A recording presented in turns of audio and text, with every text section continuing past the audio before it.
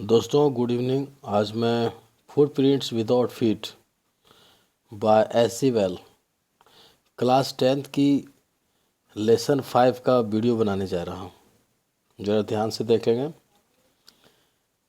Author के बारे में यदि बात करेंगे तो H.G. वेल्स ऑथर है इनके।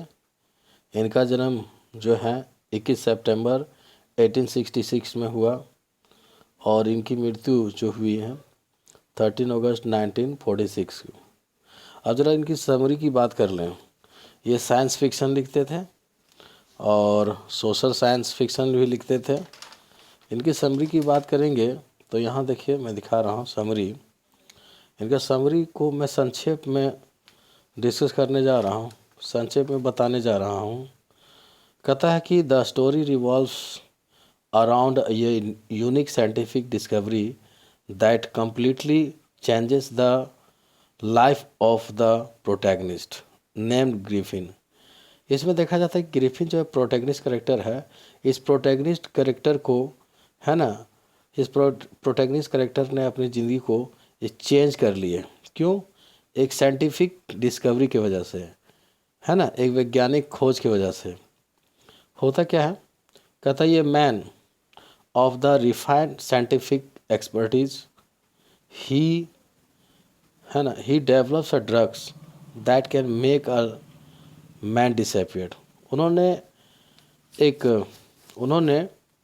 ड्रग डेवलप किया। उन्होंने ड्रग बनाया, ड्रग की खोज किया, है ना। इस तरह से कह सकते कि उस ड्रग ने that can make a man disappear, उस आदमी को गायब कर देते थे। वैसी ड्रग बनाता था जो उस ड्रग को सेवन करने से वह आदमी गायब हो जाता था, इनविजिबिलिटी हो जाता था। It offers invisibility to the naked eye, है ना। यदि अपने आँखों से देखे, है ना, ये आंखें खुली हुई रह जाती थी और वह गायब हो जाता था। As long as the consumer of the drug is completely nude. और ऐसा कहा जाता है कि ये ड्रग जो है एक प्रकार की, कहा जाता है कि ये कंज्यूमर है, उपभोक्ता जो ड्रग का सेवन करते हैं। With a great power comes greater responsibility and, एक ग्रेट पावर, उनकी शक्ति मिलती इस ड्रग से। And it is a here Griffin falls into the life of misery and trouble. इस ड्रग के वजह से यह जो ग्रिफिन है ना, काफ़ी नुकसानदेह होता है और काफ़ी आफत उठानी पड़ती है। He lives in the city of London and is frustrated by the constantly nagging of his, है ना, landlord, and so he devises a scheme is makes him suffer। एक बार ऐसा भी होता है जिस घर में रहता है, लंदन सिटी में जिस घर में रह रहा है, जिस रूम में रह रहा है, उस लैंडलॉर्ड लेडी से, उस लैंडलॉर्ड से इनकी झगड़ा हो जाती है कुछ रूम रेंट को लेकर। और उस नेगिंग के वजह से, उस झंझट के वजह से, उस नेगिंग के वजह से क्या होता है कि ये कुछ उपाय ढूंढ लेते हैं, कुछ डिवाइसेस ढूंढ लेते हैं।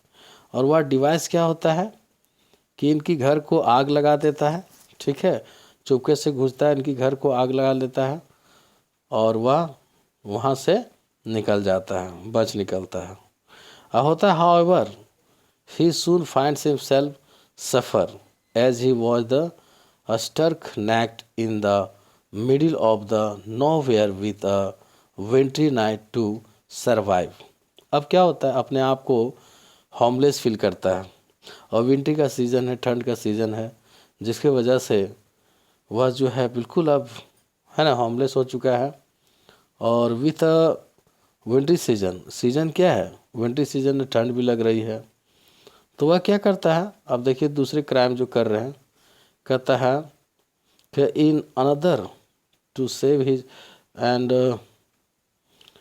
कहता है order to save his life he breaks into the clothing store on score himself a nice warm pairs of clothes. However one crime leads to another. इस प्रकार से एक क्राइम तो कर चुका था, लेकिन दूसरी क्राइम भी इन्होंने किया, है ना। वह क्लोथिंग स्टोर घुस करके, है ना, जो भी कपड़े उनके शरीर में आए, गर्म कपड़े को पहने और वहाँ से भी पैसे ले करके, कपड़े पहन करके वहाँ से भी निकल गए। जब मॉर्निंग में सुबह गार्ड खोला दुकान को, तो पता चला कि ये जो है ना, कोई घुसा हुआ है, और वह चिल्लाने की भी कोशिश की, लेकिन वहाँ से भी बच निकला। When the guard opens the store in the morning, he finds Griffin with the stolen money, but Griffin managed to escape again. अभी पता है कि जब गार्ड ने दुकान खोला, है ना, मॉर्निंग में, सुबह में, उन्होंने क्या पाया कि ग्रिफिन है पैसे के साथ, चोरी किए हुए पैसे के साथ है, और वहाँ से वह बच निकलता है ना, बच निकलता है। अब ये बिल्कुल होमलेस हो जाता है, homeless and on the run, और भागते भागते आने तौर पर he finds refuge in a new place, है ना, ये नए प्लेस के बारे में सोचने लगता है। He boards a train to a village named Iping, और सोच लेता है, भागते भागते सोचता है कि एक गांव जाना है, जिस गांव का नाम है आइपिंग। वह वहीं से भाग करके ट्रेन बैठता है और सीधा आइपिंग के लिए निकल जाता है। He uses the stolen money to, है ना, afford himself and the comfortable stay a hotel. वह सोचा कि अब होटल बुक करके, होटल के कमरे बुक करके अब कंफर्टेबल लाइफ जिएंगे। हाउएवर, लेकिन क्या होता है, his taste run empty. Soon he is again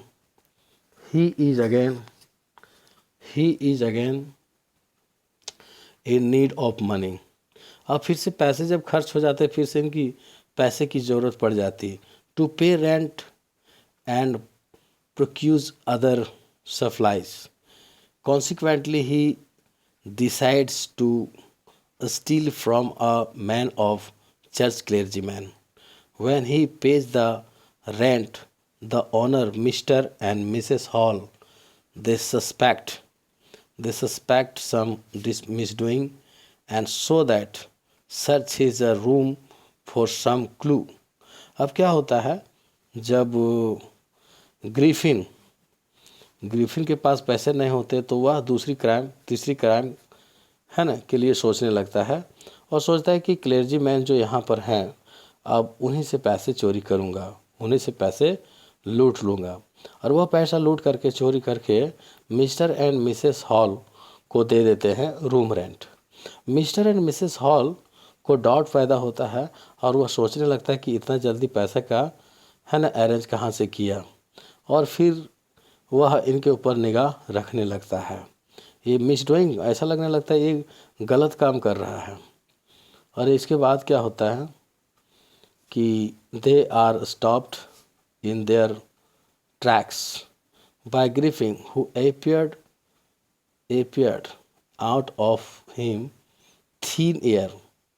He is covered in the bandage and the wearing glasses and a hat. When questioned about the money, he gets nervous. The owners call the police, and this makes Griffin really anxious. अब होता क्या है कि ये जो Griffin है, Griffin के room को तलाश करते हैं, और तलाश करते समय कौन, mister and Mrs hall Griffin के रूम को तलाश करते हैं, और किसी तरह से ये देख लेता है, तो इनको डाउट पैदा हो जाता है कि अब लगता है कि मुझे प्रॉब्लम होगा। और वहाँ अपने जो बैंडेज किए हुए थे, बैंडेज को खोलते हैं, आईवेयर को खोलते हैं, एंड कहने का मतलब कि वह सही रूप में आ जाते हैं। और फिर जब ये पुलिस को कॉल कर देते हैं मिस्टर एंड मिसेस हॉल, तो उनको टेंशन हो जाता है, ये काफ़ी एंक्सस हो जाते हैं, चिंतित हो जाते हैं, और वहाँ से बच निकलते हैं।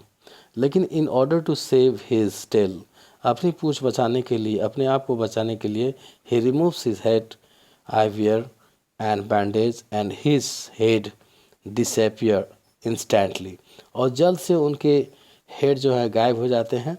And there are gasp of the however from the onlookers, और देखने वाले देखते ही देखते उनके फेस गायब हो जाते हैं। And they freeze with death, अब लगता है कि अब इनकी मौत होने वाली, अब है ना, वो पकड़ा जाएगा, मारा जाएगा। The policeman tries to get hold of the headless figures, policeman काफ़ी कोशिश करता है हेडलेस फिगर को पकड़ने के लिए, लेकिन वो पकड़ पाने में असमर्थ रहती है।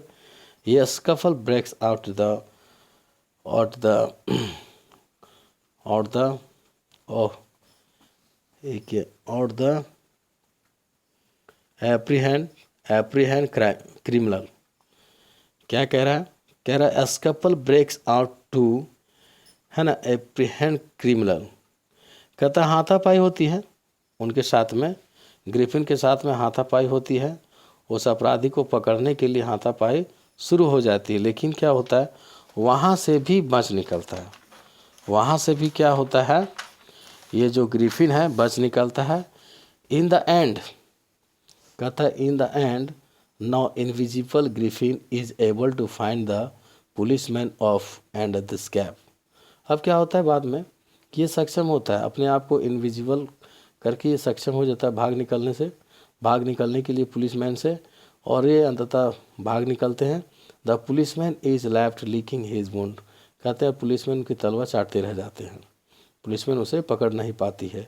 That is left are his footprints without any feet, कहता है अपनी फुटप्रिंट्स विदाउट एनी फीट, है ना, उनके बिना पैर का निशान छोड़ करके ये निकल जाते हैं। ठीक है, पैर का निशान छोड़े लेकिन बिना पैर का, ये सोचने वाली बात है। ठीक है, ऐसा आदृश होते हैं सिर्फ और सिर्फ ड्रग्स लेने के लिए, ड्रग लेने से। तो ये ड्रग्स जो बनाते थे, कुछ एक्सपर्ट, काफ़ी एक्सपीरियंस था उसके पास, और एक साइंटिस्ट थे जिसके वजह से बनाते थे और अपने आप को डिसेपिएट कर लेते थे। तो ये शॉर्ट समरी था जो कि हिंदी में कोई भी स्टूडेंट इसे सुन करके और इसे अंडरस्टैंड कर सकते हैं, समझ सकते हैं। That's all, thank you for today.